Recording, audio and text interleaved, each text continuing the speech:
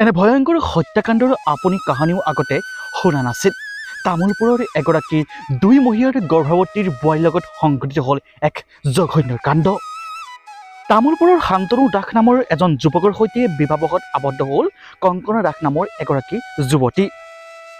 প্ৰথমে সকলো ঠিকে আছিল, কিন্তু হঠাৎ আহিল এদিন এটা অতি মৰ্মান্তিক খবৰ। শান্তনু মানে ৱাইফ কংকনা দাস ঠিক আছে বিল্ডিঙৰ পৰা পৰা বুলি তেনেকৈ আমাৰ থানাত জনাইছে। গতিকে আমি এইটো মানে এনকুৱাৰী কৰিলোঁ। এনকুৱাৰী কৰাৰ পিছত মানে ছোৱালীজনৰ মানে দেউতা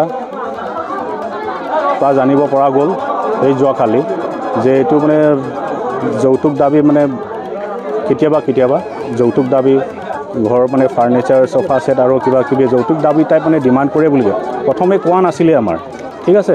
গতিকে এই মানে এনকুৱাৰীত মানে এই বস্তুখিনি মানে পোৱা গৈছে, ষ্টেটমেণ্টখিনি জবানবন্দীত মানে পোৱা গৈছে।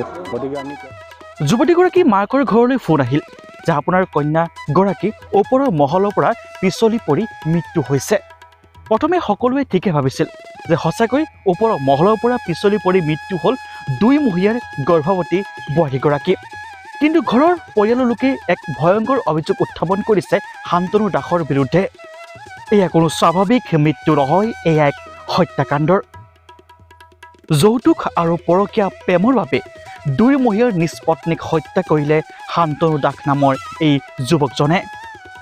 এই অভিযোগ উত্থাপন কৰাৰ পাছতেই পৰিয়ালৰ লোকে আৰক্ষীৰ ওচৰত গোচৰ ৰুজু কৰে আৰু আৰক্ষীয়ে তদন্ত কৰি আছে। পিছতে ওলাব প্ৰকৃত ৰহস্য কি।